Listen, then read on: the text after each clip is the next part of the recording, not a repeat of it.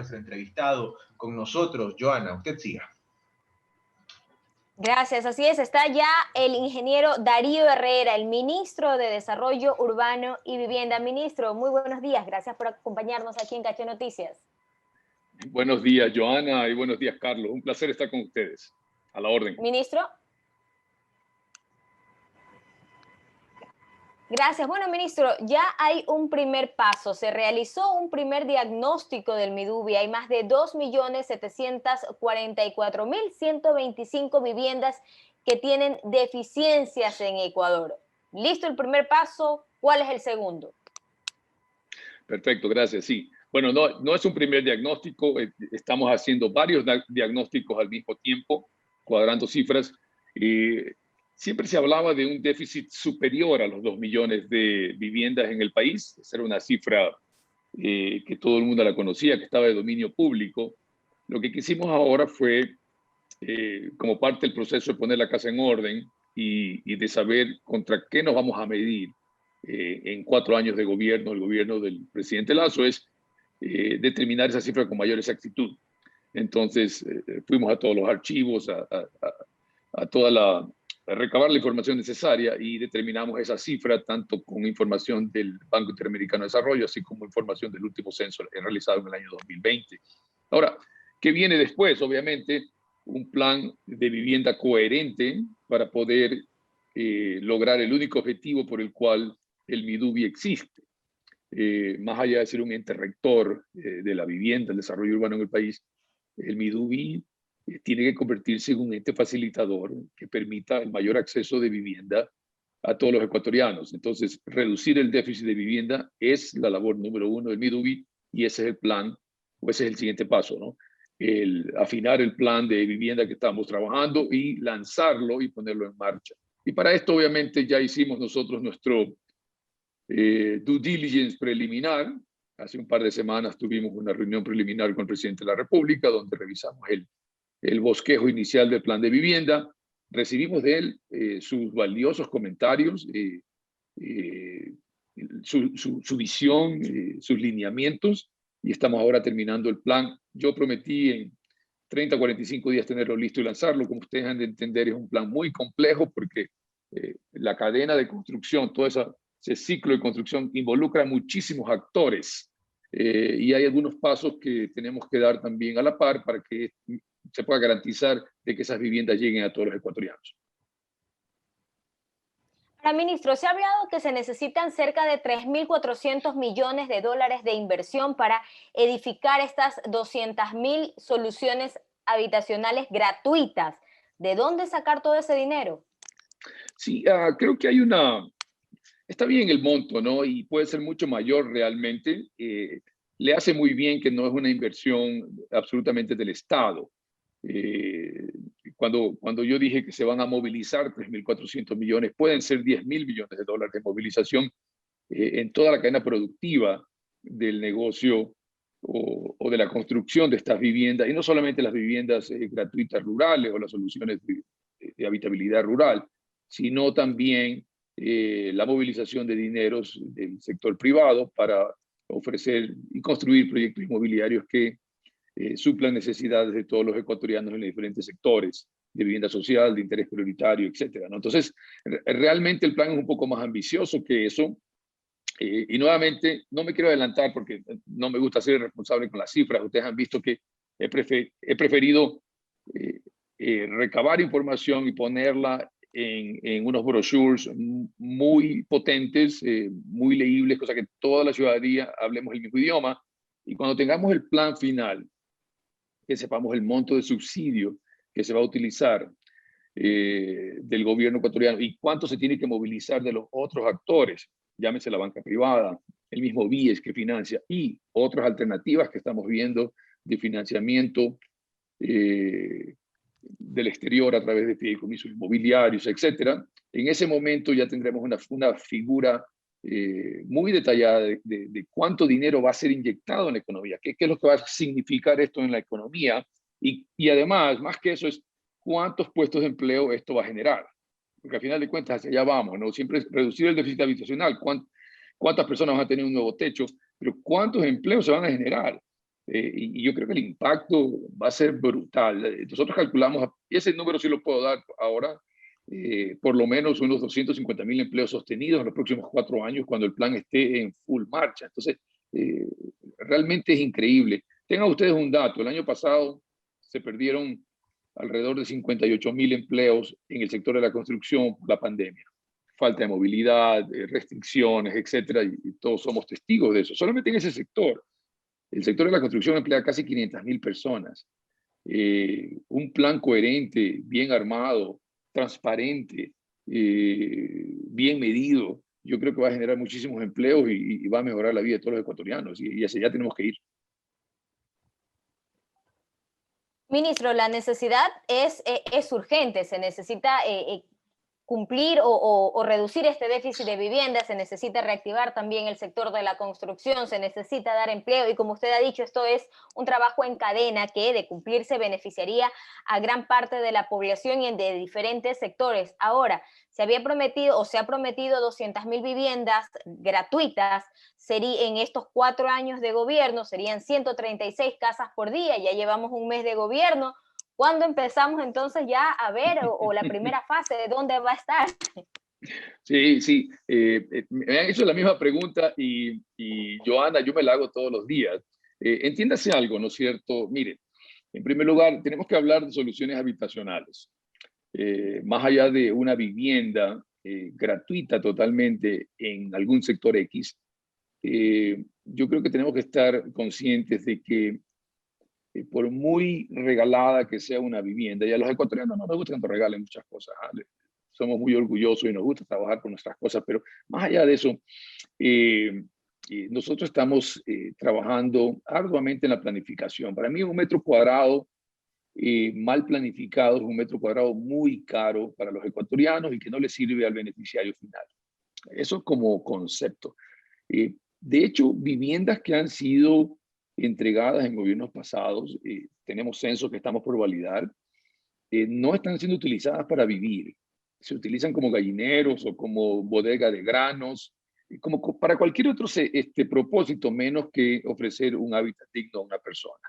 Entonces, no creo que debemos ser recordados en algún momento en 4 años como el gobierno que hizo muchísimas casas que no se usan. De hecho, le cuento algo, y revíselo ustedes que son periodistas. En México hay 6 millones de viviendas de interés social vacías, porque fueron construidas, fueron promovidas, gente compró, pero no es el lugar donde tienen que ellos vivir, no es el Y lugar aquí, donde por ellos... ejemplo, ministro, ¿qué cifra ustedes manejan de viviendas de interés social que no están siendo utilizadas para vivir? Recuerdo que hay varios proyectos que se hicieron en el sector de Monte Sinaí y que se trató de vender, pero simplemente no hubo el interés. Tenemos un dato preliminar y estoy por confirmar, nuevamente le digo, nunca me gusta ser responsable, a no ser que tenga yo el dato, confirma de responsabilidad de la persona, ¿no es cierto? Pero un dato preliminar en la provincia de Los Ríos, de 600 y pico de casas que se está haciendo un análisis, alrededor del 30% están siendo utilizadas para otros propósitos. Nuevamente le digo, depende de la provincia, depende el tipo de vivienda, depende de qué planes. Cuando hablamos de vivienda rural, tenemos que hablar o tenemos que pensar en que teníamos que resolverle un problema a ese beneficiario. El problema no es que no tiene casa, el problema es que a la final él necesita un lugar donde pueda él trabajar y tener su vivienda y trabajar y ser productivo. Entonces, si usted coge y hace un plan de vivienda en otro lugar donde él no realiza sus actividades productivas, por mucho que se la regale, él la va a recibir, pero no va a ir a dormir allá. Se va a quedar donde estaba antes, quizás alquile o la use como bodega o lo que sea, la otra vivienda, pero él no va a ir a vivir allá. Entonces, hay que entender esa realidad. Mire, más allá de ser nosotros ingenieros o arquitectos o ingenieros civiles, etcétera, en el Midubi, en este último mes nos hemos convertido en sociólogos, en antropólogos. Estamos tratando de entender la necesidad real del ecuatoriano. ¿Para qué? Para diseñar un plan de vivienda con tipologías de vivienda, con soluciones habitacionales que realmente les sirvan. Y eso es una tarea muy complicada, ¿no? No es sencillo. A mí me encantaría hacer casas solamente y entregar casas, ¿no? Pero no creo que tenemos que ser irresponsables al respecto. Ya no hay que ser indolentes, Joana. Hay una gran necesidad, hay que suplirla, pero hay que suplirla de manera inteligente, ¿no? Esperemos que lleguen más detalles en los próximos días. Estamos conversando con el ingeniero Darío Herrera, el ministro de Desarrollo Urbano y Vivienda. Mi compañero Carlos Acoto se suma a esta entrevista. Carlos, por favor. Sí, ministro, muy buenos días, qué gusto saludarlo. Solo Carlos, para un placer. aclarar el tema, ¿significa entonces que el plan Casa para Todos finalmente ha terminado? Este gobierno va a dar continuidad a un plan propio, no va a seguir la estructura de las casas del gobierno anterior o de las metas del gobierno anterior. Eso está terminado. Sí, a ver, la empresa pública Casa para Todos es un brazo ejecutor del Ministerio de Desarrollo Urbano y Vivienda.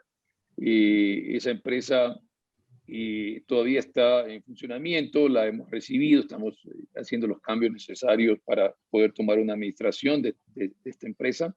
Tiene un directorio específico, yo presido el directorio, más, hay otras personas que están en el directorio. Entonces, y sí, tiene un programa, tenía toda una visión de cómo atacar este problema del déficit de vivienda, ¿no? Hay planes que están todavía en construcción, por eso no la podemos liquidar, no se puede cambiar de un momento a otro. Nuevamente, sería irresponsable hacerlo. En algún momento pensé de que sería una opción ponerla o liquidar esta empresa y comenzar el plan con otra estructura totalmente nueva. Eso ¿Cuántos todavía sigue planes en están en pie. ejecución? Perdón que le interrumpa. Sí, eso todavía está en pie. No obstante, pensamos nosotros de que no podríamos en este momento afectar el buen funcionamiento de esa empresa, ¿no? Esa empresa todavía tiene alrededor de 8.000 viviendas por construir y sobre todo alianzas estratégicas con diferentes municipios, diferentes compañías, que cortar eso en este momento sería muy complicado. Además de eso, tenemos el plan emblemático, que también tiene el mismo nombre, que se llama Casa para Todos, que eso sí es un plan específico, un plan financiero que es para el subsidio de la tasa, sobre el cual existe un fideicomiso con dineros para subsidiar esta tasa de interés y poder ofrecer este producto de 5% de entrada y 95% financiado a 25 años. Ese, por ejemplo, es un gran producto que nosotros pensamos en fortalecer. Olvidémonos el nombre, estamos pensando en un nombre para el plan nuevo, un nombre muy bueno, un nombre que se alinee con el sentir de la ciudadanía, pero por ejemplo en el programa emblemático Casa para Todos, el fideicomiso podría subsidiar alrededor de 1.538 millones de dólares y se ha solamente utilizado un 22% de ese monto. Es decir, ahí todavía hay 25.000 viviendas que pueden ser construidas con inversión privada para que se beneficien de esa tasa. Y hoy, a las 10 de la mañana, vamos a tener un evento en vivo, va a ser transmitido por Facebook Live, donde vamos a firmar 2 acuerdos ministeriales. Ya firmé uno el día 28 de mayo, apenas ingresé, y hoy estamos firmando 2 acuerdos ministeriales adicionales. ¿Qué van a hacer estos acuerdos ministeriales? 3. Primero, van a reemplazar 7 acuerdos anteriores que honestamente había que hacer o tener un PhD en algo para poder entender esos 7 acuerdos. Segundo, va a destrabar procesos y va a acortar procesos que antes se hacían en 180 días. Se va a poder hacer en un solo día. Y esto va a ser comunicado al mediodía a la ciudadanía. ¿Cómo va a ser? ¿Por qué? Entonces, ¿sabe lo que va a suceder? Vamos a movilizar ahí, vamos a motivar el inicio de construcción de unas 12.000 viviendas en alrededor de 500 proyectos inmobiliarios que han estado represados por mucho tiempo en el sueño de los justos, en los pasillos del Midubi, y los vamos a activar así. Eso va a generar 25.000, 30.000 empleos de inmediato. Entonces, siempre hay que comenzar por lo urgente. Mi papá decía, primero lo urgente, después lo necesario. ¿Ok? Estamos haciendo las cosas correctas, vamos a destrabar esos procesos y en paralelo estamos construyendo el Plan de Vivienda Nacional que va a ser lanzado muy pronto y que va a ser la fase 2 de este gran plan que tenemos como gobierno del encuentro, Carlos. Ministro, aquí la pregunta es, ¿por qué esos proyectos estaban detenidos? ¿Tema de trámites? Totalmente, Carlos. Quizás lo voy a resumir en una sola frase y con un ejemplo. El Midubi tiene 499 funcionarios. Si tú me preguntas con cuánto debería funcionar, yo creo que con 1/3 de ellos. Pero ese no es el problema ahorita. El problema es que ninguno de estos funcionarios, porque yo hice la pregunta, yo les preguntaba, ¿por qué vienes a trabajar hoy día? ¿Cuál es tu propósito? ¿Cuál es la finalidad de tu trabajo? Y no sabía responder. Me decían que la finalidad era terminar una hoja Excel que tenía que entregarle a su jefe al final de la tarde. Cuando la gente no tiene definido el propósito, no sabe cuál es la finalidad, está sin rumbo, ¿ok? No sabe para qué está ahí. Entonces hemos redefinido el propósito. Y el propósito es reducir el déficit habitacional del país. Cada cosa, cada acción que nosotros hagamos va ligado a ese propósito. Entonces, cuando la gente se alinea, es mucho más fácil transmitir directrices para poder nosotros agilitar estos procesos. ¿Por qué estaba así? Porque simplemente así era. Ese era el modus operandi, esa era la manera como, yo no sé, no quiero decir burocracia, pero menos burocracia, más casa, Carlos. Es así de sencillo. Y cuando analizamos estos procesos y vimos que se podía hacer de otra manera y reducir los tiempos de trámite sin afectar la calidad de las viviendas que se vayan a construir, ni la responsabilidad de los promotores, porque estamos introduciendo en estos nuevos acuerdos una figura de la declaración responsable de parte de los promotores para que obtenga su trámite de manera automática. Entonces dijimos, mira, aquí ha estado la solución y está en la ley, encima de todo, ¿no? Entonces, ¿por qué no hacerlo? Y hemos tomado la decisión ejecutiva de hacer esto y eso es lo que vamos a comunicar a la ciudadanía hoy día a las 10 de la mañana. Se habla de más de $1.000 millones en inversión y algo así como 30.000 plazas de empleo detenidas precisamente porque los trámites no avanzaban. Eso no se entiende en un país que tiene déficit de vivienda y donde hay desempleo. Carlos, dímelo a mí. Yo llevo recién 4 semanas como funcionario público, antes estaba en el sector privado. Entonces, quizás dicen, escoba nueva barre bien. Puede ser eso, ¿no? Pero yo he venido con una mentalidad un poco pragmática, no alineada al sector público. Entonces, para mí es lo lógico, ¿no? También decía mi papá que la lógica no requiere fuerza. Entonces, a veces hay que sentarse y analizar los procesos y ver de que hay otras soluciones innovadoras que están apegadas a la ley y que pueden ser implementadas de manera inmediata. Y eso es lo que hemos hecho. Y ha sido titánico. Una persona ayer me dijo, ministro, me dice, algo que no se había hecho en 2 años o 3 años, nosotros lo hemos hecho en 30 días. Y yo le dije, yo creo que estamos demasiado tarde, debimos haberlo hecho en 3 días. Y ese es mi modo operandi también, ¿no? Así pienso yo y para mí es como un gran juego, ¿no? Tratar de ver cómo podemos optimizar los procesos cada vez de manera mejor y más rápida.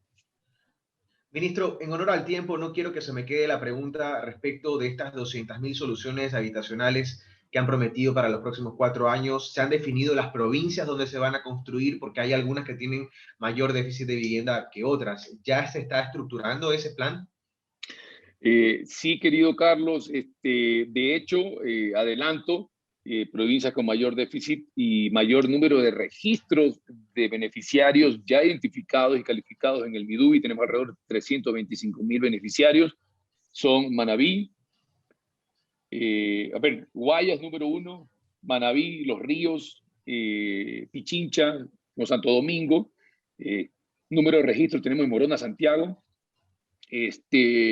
y no por ser manabita, pero vamos a tener que atacar la provincia de Manabí de manera prioritaria, más allá de que tenemos ahí todavía alguna deuda de gobiernos pasados, luego el terremoto, ¿no? Cosas que quizás no son competencias totales del MIDUBI, pero es una indolencia, Carlos, que la gente siga viviendo en carpas. O sea, eso tiene que ser solucionado de manera inmediata.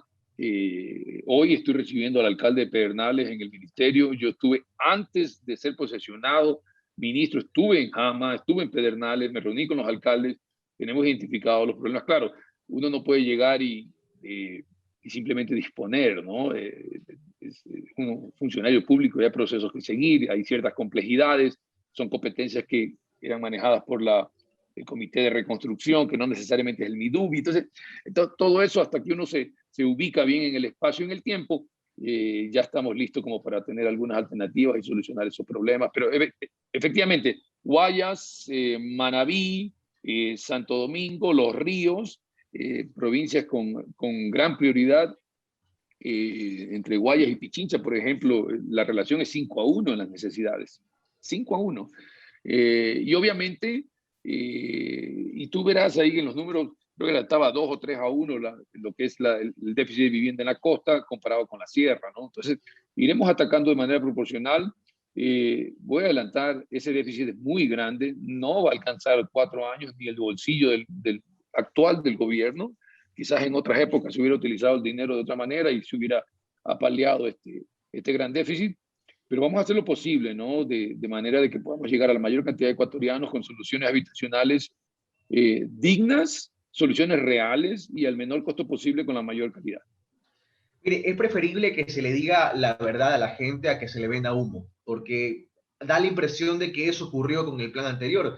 Se prometieron 1 millón de viviendas, luego se bajó ese número a 500.000, y me parece que no se construyeron ni siquiera 300.000 viviendas en el gobierno anterior. Al inicio eran gratuitas, luego eran cofinanciadas, y ya finalmente el plan parece que se diluyó en el camino. Solamente para cerrar, porque sé que tiene otra entrevista, alianza público-privadas, quizás ya no para entregar estas 200.000 soluciones que van a ser gratuitas, sino para que sean otras que sean accesibles y en cómoda cuota para la gente. ¿Está dentro de los planes del gobierno?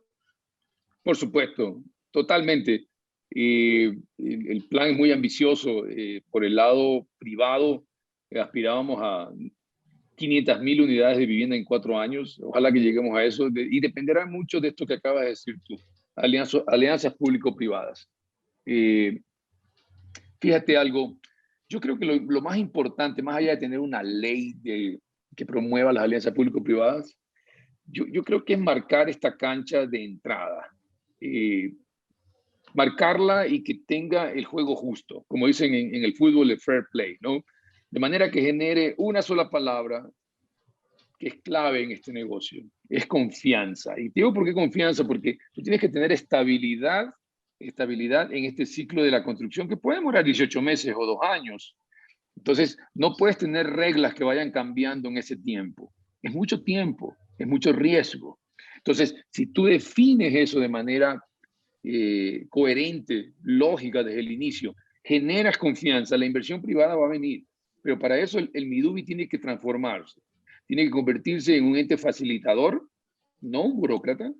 Tiene que convertirse en un ente en el cual el empresario confíe de que si nosotros promovemos un subsidio o un incentivo específico para una vivienda, que va a ser entregado no hoy, porque hoy día lo firmamos, pero eso va a ser entregado en 18 meses. En primer lugar, oye, Carlos, los últimos 20 años hemos tenido 18 ministros de vivienda. Comienza por ahí, pues. Entonces, hoy día firman con el ministro Darío Herrera, y quién sabe cuál será el ministro después de 6 meses o 8 meses. No se puede hacer eso. ¿Ok?